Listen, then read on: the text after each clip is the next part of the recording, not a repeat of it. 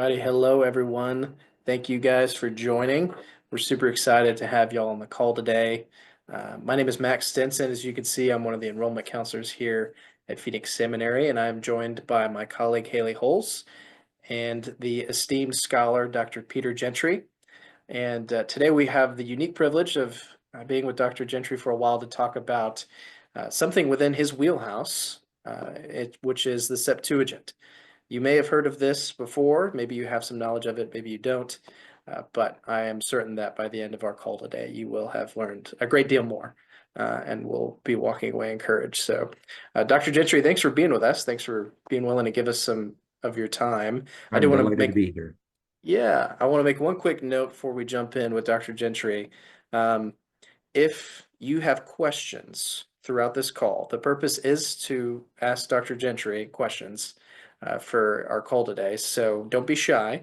Feel free to send those either directly to Haley in the chat, or if you just want to send it to everybody in the chat and we all see it, we'll make sure that we take care of that as well. So the way that it'll work is if you do submit a question, I will kind of call you out in a good way, in a friendly, loving way, and give you the opportunity to ask Dr. Gentry your question directly.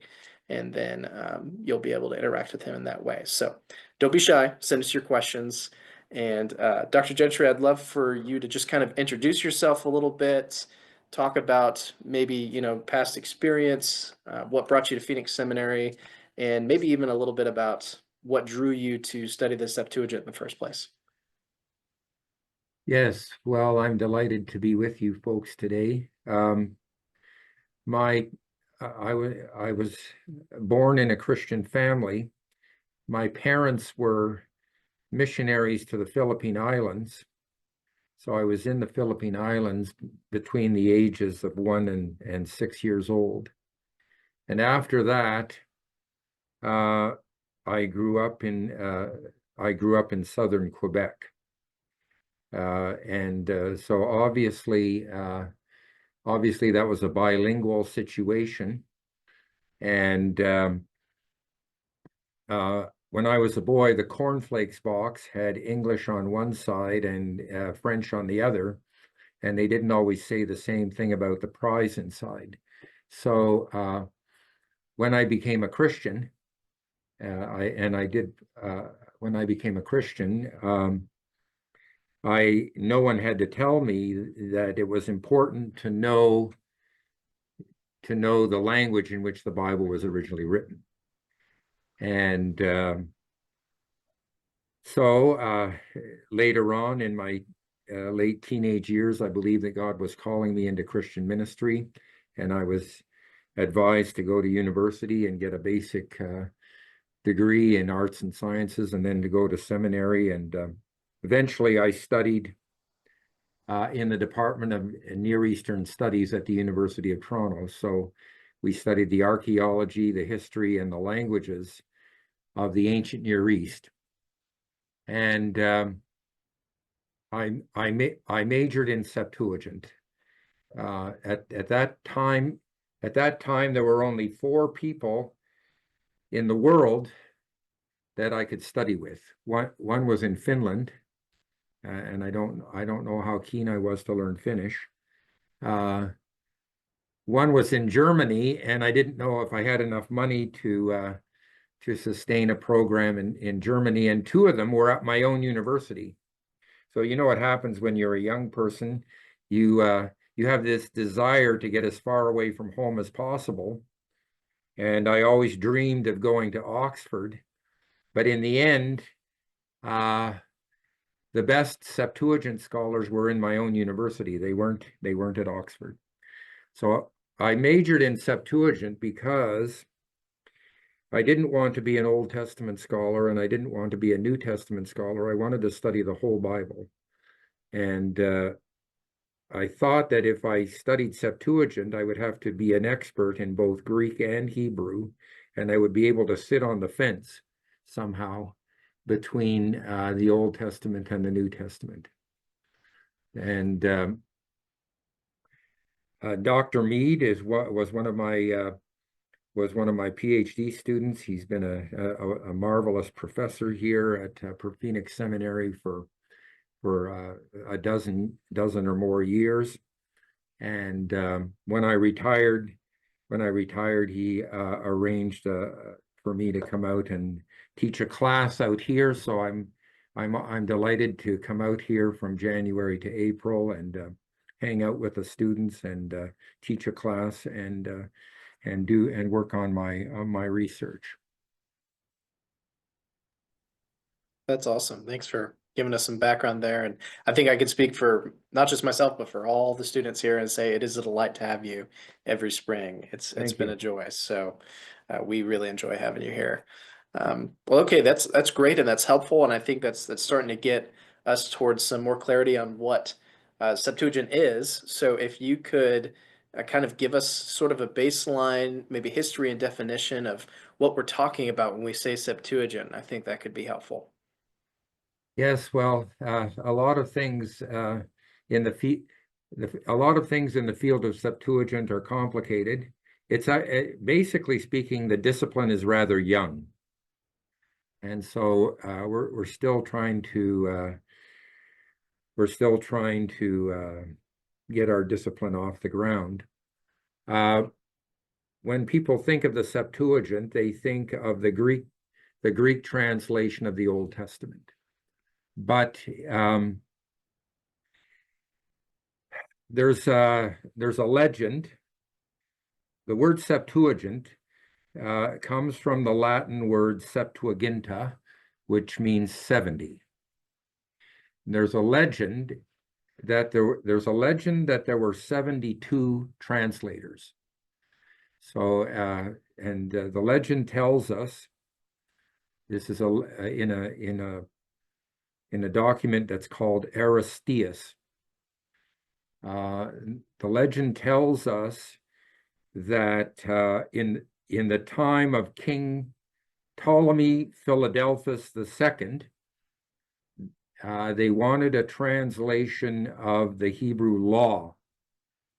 And so they went to Israel and got the best manuscripts, and they got 6 scholars from each of the 12 tribes, so that would make 72 translators, and they went to Alexandria, Egypt, where they were building a library, the greatest library in the known to us in the ancient world, and they translated the first 5 books of the Bible, what we call the Pentateuch or the Torah, Genesis, Exodus, Leviticus, Numbers, and Deuteronomy. So these books were translated from Hebrew into Greek in the early 3rd century BC, let's say sometime around 280 BC. So technically speaking, the word Septuagint, which 70 is an abbreviation for 72. They shortened it to 72. They call it the translation of the 70 translators. Technically speaking, the word Septuagint only applies to the Greek Pentateuch. The rest of the books that belong to the Hebrew Bible, that belong to the Jewish canon, what the Jewish people call the prophets and the writings, and even these books were, we know that they were translated, they were probably translated by the 2nd century BC. We know that because there's a book called The Wisdom of Joshua or Jesus ben Sirach. It's sometimes just called Ben Sira or Sirach, or in Greek, its title is Ecclesiasticus, not Ecclesiastes, but Ecclesiasticus. That's the name in Greek. This book was written maybe sometime around 180 BC, and it was translated by the author's grandson from Hebrew into Greek. And when he made the translation, sometime around 132 BC. He made a preface. So this often happens when a book is translated. You get what's called a preface by the translator, a prologue or a preface by the translator. And in the preface, he mentions the law and the prophets and the others who have followed in their steps. So he mentions the three sections of the Jewish canon, the three sections of the Hebrew Bible, the law, the prophets, and the writings. And he mentions that they were available in Greek. So most of the books then, most of the rest of the books of the Old Testament, what we call the old, what the Jewish people call the Tanakh, the law, the prophets, and the right. Tanakh is an acronym. T stands for Torah, N stands for Nevi'im, prophets, and K stands for Ketuvim, writings. So that's their way of referring to the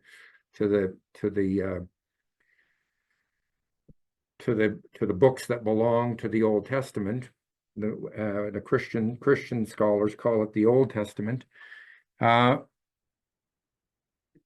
These books were largely available by 130 BC. There is debate over a few books in a group that we call Mugilot. So the books of Esther, Ruth, Lamentations, Song of Solomon, and Ecclesiastes were usually included on one scroll called Mugilot.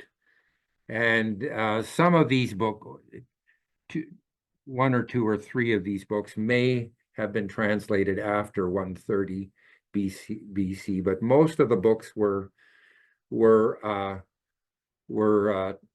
translated. Most of the books that we know as the Old Testament were translated by 130 BC.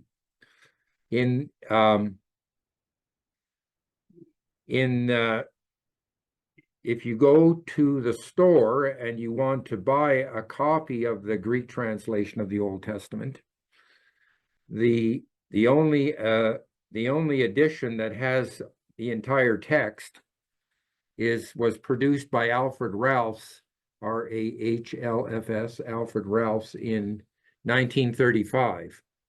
And it includes what we call the Apocrypha or the Deuterocanonical books like Judith. Well, some books in the Greek translation have additions to them. So books like Daniel and Esther have additions to them. And these Deuterocanonical books are books like Judith and Tobit and the Wisdom of Solomon and the Wisdom of Jesus ben Sirach and the books of the Maccabees. There's about 7 or 8 books that are usually included in that. There's no way of knowing or proving that these were ever considered part of the Septuagint. We know that these books were enjoyed and used by Jewish people in the period between the Old Testament and the New Testament.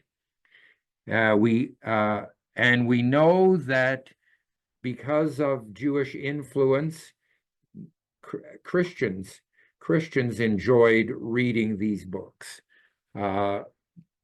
So they are sometimes included in Christian manuscripts because they were read alongside the Bible,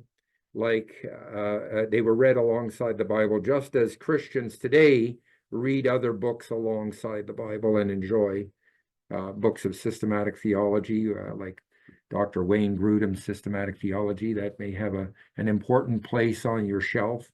So other books are read alongside the Bible, but there's no evidence from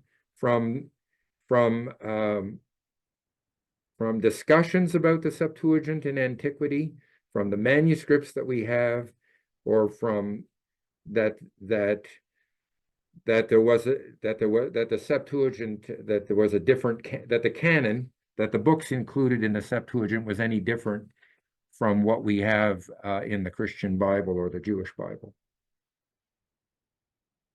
I don't know. Does that get us started? I think, yeah, more than just started. That's great. I had no idea that Septuagint actually referred to the Pentateuch. So I'll just confess that that's super fascinating. I always assumed it was the whole Greek translation, so Yeah, that's most great. people assume that. Most people assume that, but I pro, pro it, so when you get to Justin Martyr, Justin Martyr is one of the early church fathers who wrote about 180. He he begins using the word the 70, this meaning the 70 translators, to refer to Greek translations outside the Pentateuch. And so in a so the term Septuaginta, or the 70, began to be used in a loose way of all of the Greek translations. But historically, it only applies to the Greek Pentateuch. Hmm. Okay, so I feel a lot better than if Justin Martyr also was making that mistake. I feel better about myself. That's Okay, right. cool. Yeah. Great. Well, thank you for that comfort and encouragement. I think that's really helpful to get us started, and also just so many wonderful rabbit trails there, especially with the Deuterocanon. But I think it could be also helpful for us to maybe hear from you as someone who's dedicated his life to studying this and teaching it. um, Maybe kind of make a case for those on the call today of why is it important to know what the Septuagint says and to study that. Well, I'm going to give 4 or 5 or 6 reasons um, of why it might be important or valuable to study the Septuagint. Uh, uh, so, first of all, the Septuagint as a translation of the Hebrew of the Bible in Hebrew and Aramaic could be considered one of the most important documents of what we call Second Temple Judaism. Um, that means the Judaism between the Judaism of the Second Temple. So when the Jewish people returned from Babylon under Ezra and Nehemiah, they rebuilt the temple, and and basically 100 or 250 years later, we have the Septuagint, and um, what happened if you are interested in knowing anything about Judaism in the period between the end of the Old Testament and the beginning of the New Testament, this is the most important document and source of information. Secondly, when you translate a text, so translation always involves interpretation. And in fact, the Greek word for translation or translator, hermeneutes, it means interpreter. That's what it means. And so you cannot go from one language to another without interpreting. So in that sense, the Septuagint is the oldest commentary on the Hebrew Bible. If you think of it in terms of an interpretation of the Hebrew Bible, and since it was made by Jewish people whose native language was Hebrew, they were a lot closer to biblical Hebrew than we are today, and we can learn a lot from their interpretation of the text.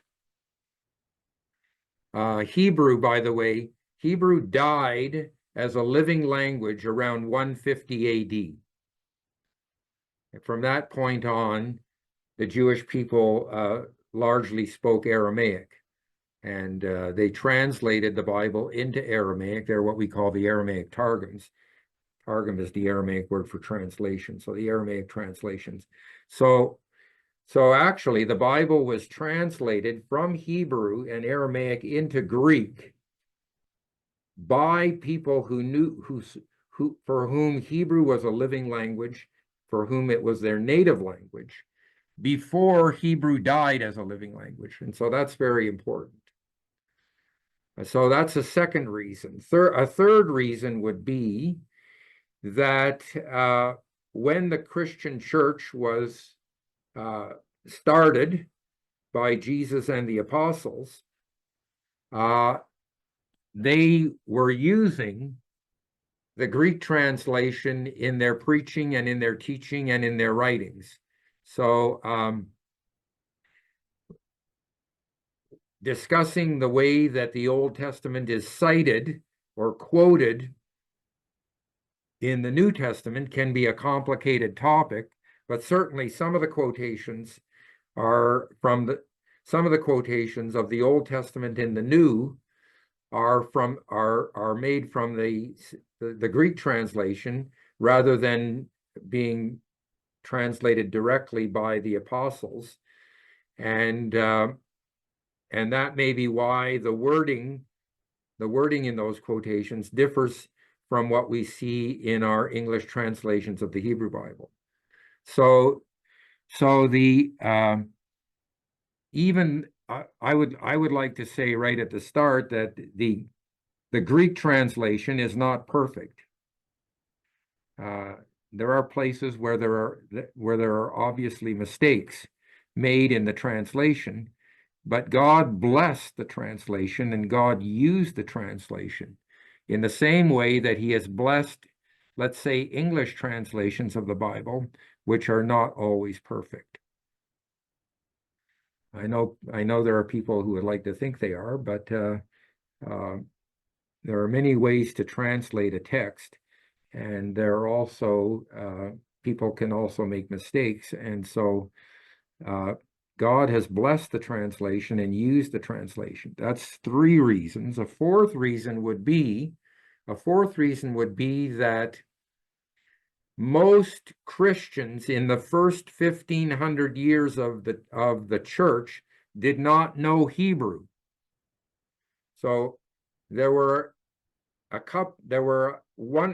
very few exceptions. So for example, Jerome was an exception. He translated, he's called a man of three languages. Latin was his native language. He knew Greek very well, and over the course of his life, he learned Hebrew very well. And he translated the Bible. The Bible, of course, the Old Testament was translated into Latin. But the first Latin translation was not made from the Hebrew text. The first Latin translation was actually just a translation of the Septuagint. So this is very much like some of the people who are doing Bible translation today, like the Wycliffe Bible translators. They don't always translate directly from the Greek or from the Hebrew. They sometimes translate from an English translation or a French translation or a German translation. And so the first translation of the Bible into Latin was from the Septuagint. And Jerome, when he started, he thought he would just like to make some revisions. He thought he would like to make some.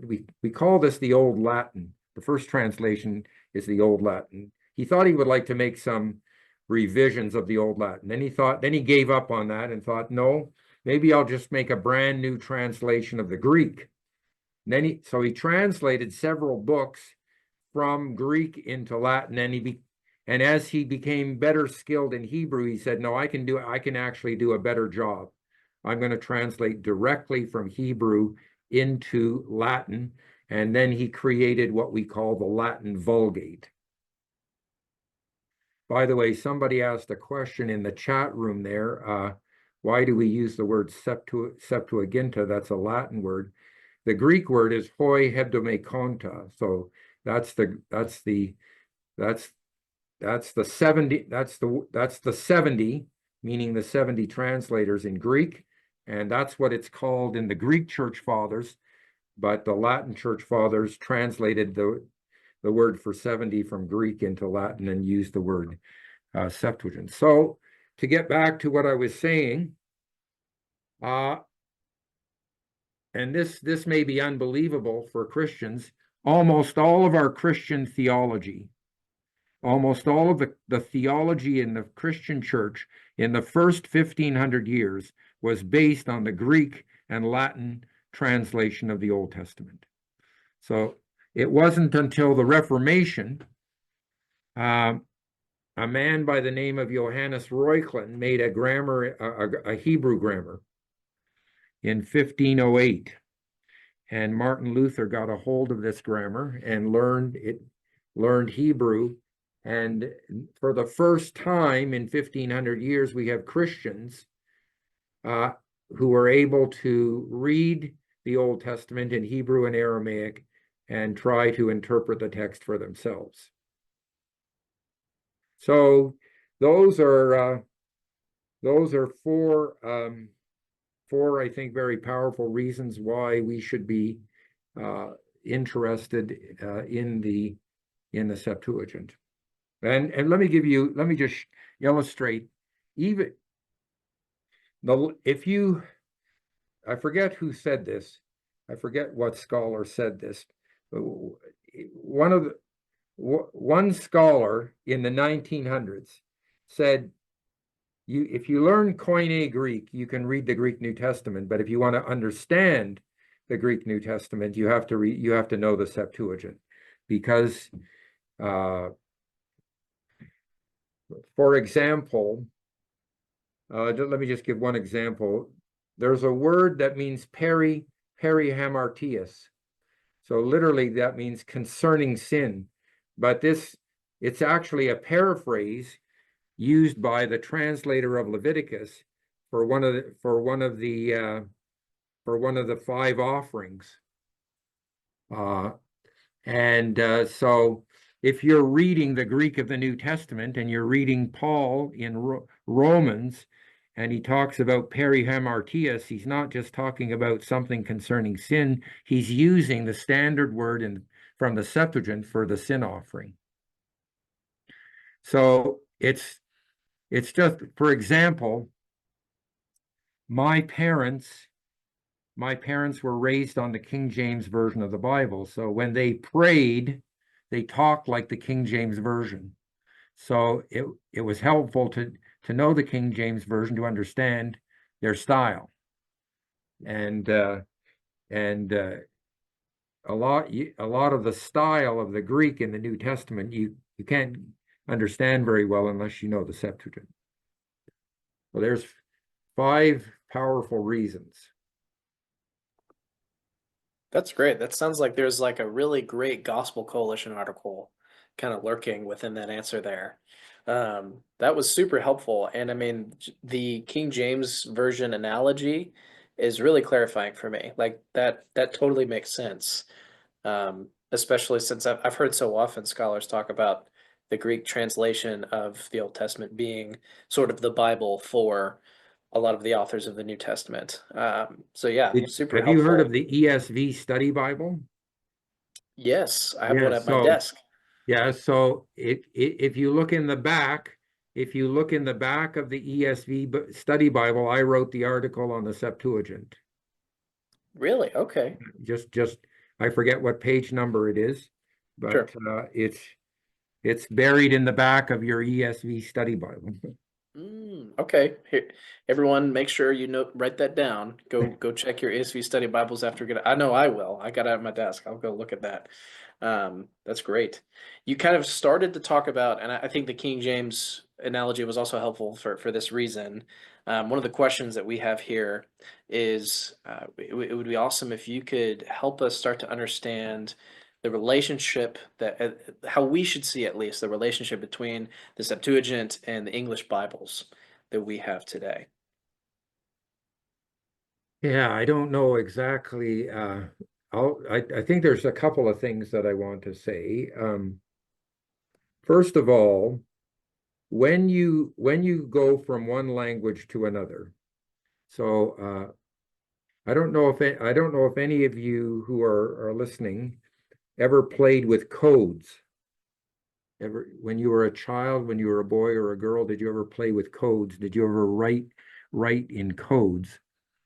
A language is like a code, and the code of one language never overlaps perfectly with the code of another language.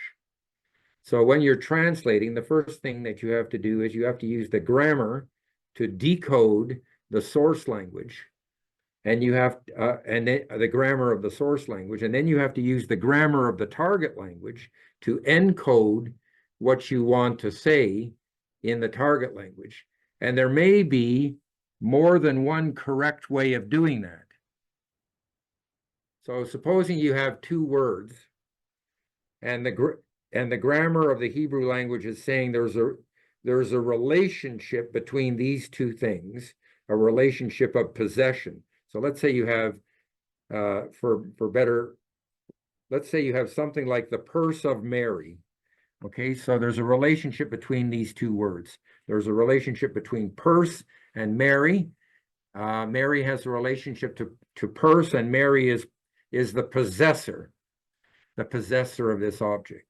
Well, there's a bunch of different ways that you could say that in English. So you could say the purse of Mary, you could say the Mary's purse, you could say the purse that Mary has, the purse that belongs to Mary. Those are all perfectly acceptable ways of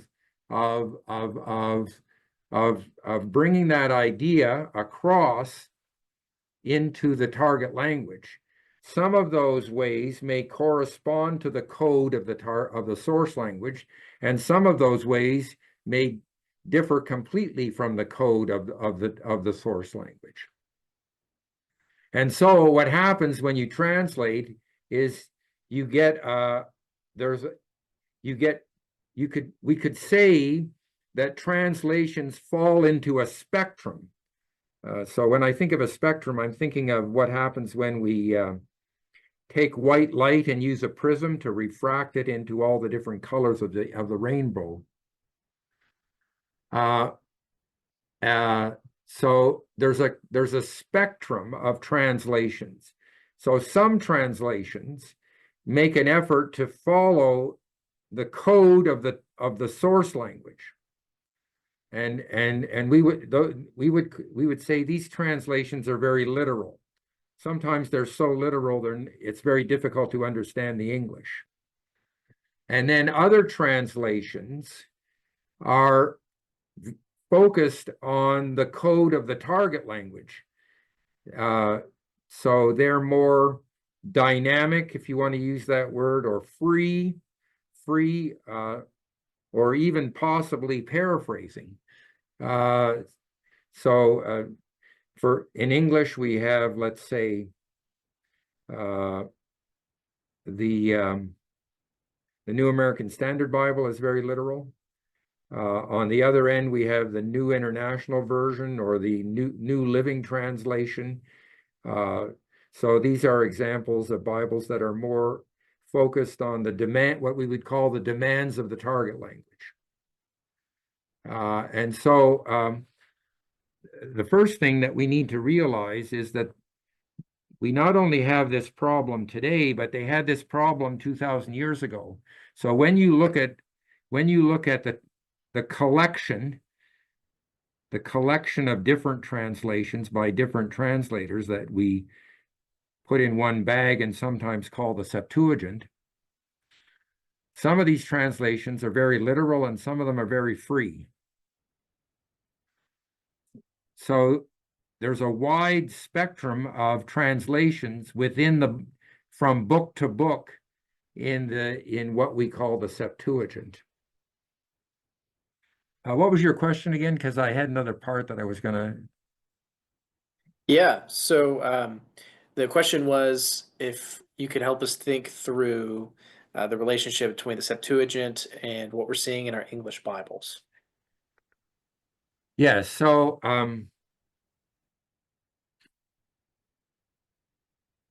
yeah, I don't want to get too complicated. By the second century BC, the Hebrew the Hebrew of the Old Testament was already archaic. It was already ancient, and it was already difficult for them to understand. It would be like an English speaker today trying to read Chaucer's Canterbury Tales in the original. Now, Chaucer's Canterbury Tales are only 600 years old, but by the second century BC, the Bible was already 1,000 years old. So, so it uh, so when the Bible was being copied in the second century BC, there were two different kinds of copying. One kind of copying was to copy the text exactly as they saw it. The other kind of copying was to try to modernize or update the text, to maybe to update the script. They changed from an old Hebrew script to the Aramaic square script to update the grammar, to update the vocabulary, to update geographical names, to uh, to uh, to paraphrase even. So some of the texts, some of the Hebrew texts in the second century BC represent exact copies or careful. Let's use the word careful copies of the way it was being handed down originally, and some of them were modernized texts. And when the Bible was translated from Hebrew into Greek, some of the translations were made from Hebrew manuscripts that were careful copies, and some of them were made from modernized Hebrew texts that were already like paraphrases, if I could use that language. So that's one. So, and there's always the process of interpretation when you're translating. So one of the reasons why the Septuagint, the wording in the Septuagint is different is because of these factors. But I would argue that when Jesus or the apostles are quoting the Old Testament, even when they quote from the Septuagint, even if the wording is different or slightly different, the point that they're making is the point that's made by the Hebrew text.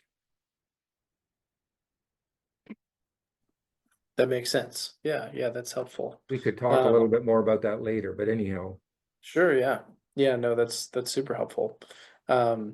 This is just a question that I've had on my mind. I hope it's helpful for everybody else too, but as someone who has dedicated their life to this subject, and as someone who also holds to the doctrine of inerrancy, um, how would you,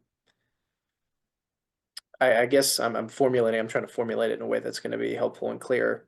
Um, how would you encourage us with our knowledge of the Septuagint and, like for example, this might be helpful. For example, you're reading your ESV study Bible. Let's go back to that. And you see a footnote, and you look in the footnote and it says LXX, or Septuagint says this, MT says this. Yes. So you're seeing different Yes. variants and different manuscripts, and I could see a lot of Christians, old or young, kind of wondering like, well, all right, like what kind of confidence can I have in the text? What kind of trust can I have in the text? Um, so as someone who's been in ministry and been in scholarship for a long time, how would you encourage us with, how the Septuagint can help us have a certain confidence in the trustworthiness of our text? Yeah, well, I think I mean, there are books where there are problems. There are passages where there are problems. I'm not denying that. But by and large, the Hebrew text behind the Septuagint is the same as the Hebrew text that we have today. That's my view after comparing the Greek and the Hebrew. I know there are difficulties with books like Jeremiah but let me address your question more specifically. So supposing when we have a difference between the Septuagint and our Hebrew text, that difference could be there for two completely different kind of reasons. It could be that the difference was due to the work of the translator. Okay. So it could be that the Hebrew text that the translator had was exactly the same as the Hebrew text that we have in our Masoretic text. So the Masoretic text is the Hebrew text. The Masoretic text is the Hebrew text that was transmitted, and the oldest Masoretic manuscripts are from 1000 AD. And there are manuscripts from the Judean desert that are identical letter for letter and show us that over that 1,000-year period, the text was copied accurately. But we can have a lot of confidence. But if there's a difference between the Septuagint and our later Hebrew text, I know I'm simplifying here, but the difference could be due to two reasons. One, it could be due to the work of the translator. So was what interpretation was involved on the part of the translator? Do you see what I'm trying to say? Or it could be that he was starting out with a modernized Hebrew text, a text that had been already modernized by the 2nd century. However, it could be that we have a real textual problem. It could be that this is a place where there are differences between the sources that we have, differences between our various witnesses, as we call them. And I would say I would take each problem on a case-by-case basis, and I would say on a case-by-case basis, it's possible that either the Hebrew text behind the Septuagint is original, or the later Hebrew text that we have is original. So we have to use the principles or the science of what we call textual criticism to try to figure out what reading or what variation best represents what was originally written. So this is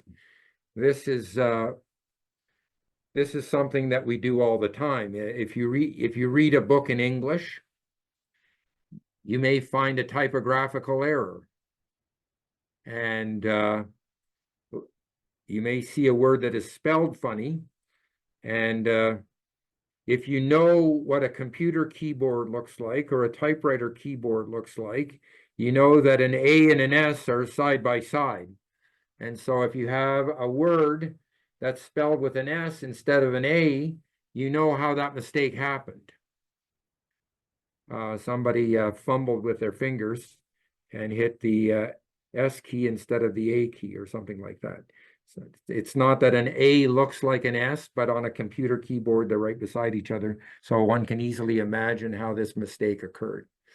So we use things like that. We know how books were copied. We know how the scribes worked. We know the scripts that they were using, and we can use these parameters to help us decide if the difference between the Septuagint and the Masoretic text, for example, our Hebrew text, is not due to the translator, it might be due to the fact that somewhere in the distant past, a copyist made a mistake. And we have to decide which reading represents the original text. And And that explains why some of the notes are in these study Bibles. And so there's a theoretical possibility that the Hebrew text behind the Septuagint might be better than what we have in the later Masoretic text, or it might be the other way around, that the reading in the Masoretic text is better than what we see in the Septuagint.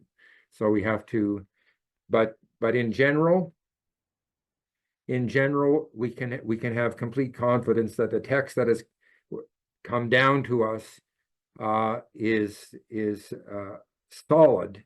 We're not, like, for example, if we were talking today about Greek texts from the classical period, okay, Greek text, let's say, supposing we're talking about the history of Thucydides. Well, we only have a dozen manuscripts of the history of Thucydides, and all of them are after 1000 AD. And the guy was supposed to have lived 1400 years before that. So, and if you look at those manuscripts, some of them are in tatters, and paragraphs are missing. Well, in the case of the Bible, we're not really missing anything. And we have so many manuscripts and so many ancient translations that we have more evidence than we need to reconstruct, to discover what the original text is, even when there are difficulties and problems.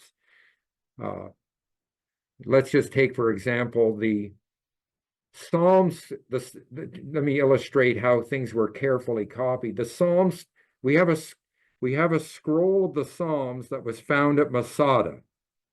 We all know Masada, the fortress that was built by King Herod. And after the fall of Jerusalem, the Jews fled there until the Romans finally clawed their way into this fortress. So we found a manuscript of the Psalms. It's in tatters. It contains Psalms 83 to 89 or so, 88, 89. And basically, when you compare it with the later Masoretic text, there's only 3 or 4 letters different. That shows that the book of Psalms was copied for 1000 years with basically no mistakes. So I'm not trying to minimize the fact that there are difficulties that are being debated, there are problem passages, there are places where we have to do a lot more research and study, but we can have confidence in the text that we have. Yeah, that's a great encouragement. I think a great way for, I can't believe it, but we're at time, Dr. Gentry. Okay, that's It feels fine like we by just me. started talking. I mean, gosh, time flies when you're having fun, but what a fitting end, I think, to that discussion. Very encouraging. And thank you, sir. Thank you for being here. Thank you for dedicating your life to this important work and helping instill that confidence within us in our texts and our translations. And I thank you for passing that on to Dr. Mead, who has impacted so many people here. And Yes. we really, Dr. Gentry. So thank you for being on here today. Yes, he's a great scholar, a wonderful asset. So thank you for having me. Yeah, of course, of course. I'm going to kick it over to, you can stop listening to me. So thankfully, I'm going to kick it over to Haley. And Haley has some important announcements for you guys, and she's going to announce a giveaway. So don't leave the call yet. We've got good stuff coming. But Haley, go ahead and take it away. Awesome. Thank you, Mac. And thank you so much, Dr. Gentry. I know that I personally have really benefited from sitting in your classes, including advanced Greek grammar, which is still the hardest class I've taken to date. So thank you for that. I am just going to run through a couple of quick announcements for you guys. And then, like Mac said, we are giving away a book. It's published by Crossway. It's on the Septuagint. So hopefully a helpful resource to add to your bookshelf as you consider to, or continue to study our Bible and how we got it and different versions of it, including Septuagint texts. So Mac will put a link in the chat for that book so you guys can all see it if you want. You can buy it yourself if you would like, if you don't win the giveaway. But I'm going to announce that last. So hang on for just a couple minutes.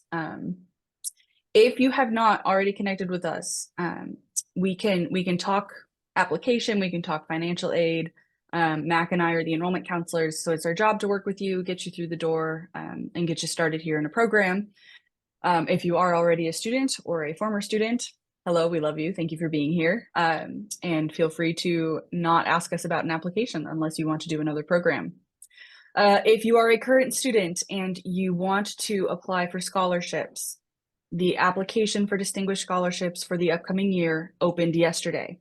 So it's open until April 30th. So if you are planning to apply for distinguished scholarships, that application's open. It's on the financial aid page on the website. So go ahead and take a look at that. If you are local and you are not a student yet, we have preview night coming up this Friday. If you are local and a student, we have chapel this Friday that will follow preview night. So chapel will start at 7:30, which is about half an hour later than some chapels start. So 7:30 p.m. on campus for chapel. If you're coming to preview night, that's at 5 p.m. Mac is going to put that link there. Thank you, Mac. So if you haven't started a program here and you are in Arizona or able to come for an evening in 2 days, feel free to fill that out and come join us. We'd love to have you. Dr. Gentry and his wife Barb will be there, if I'm understanding correctly. Yes. So we're looking forward to that. And like I said, if you want to go ahead and apply for a program, Mac's going to throw that in the chat as well, along with the waiver code. Our next application deadline in our sequence of application deadline scholarships is April 29th to sign your enrollment agreement. So we can chat about those deadlines if that is pertinent to you and your situation. And last but not least, the giveaway. So the link for the book, the Amazon page for the book is in the chat right now. And the winner of the giveaway is going to be Sir Eric Van Sonnenberg. So Sir Eric, we will get in touch with you to figure out how to get you your book, but thank you for joining the call. Thank you all for being here, and we will send the recording of this call out so you can go back and listen to it again. But thanks for being here. We love you guys, and we hope you have a good rest of your day. Thanks, everyone.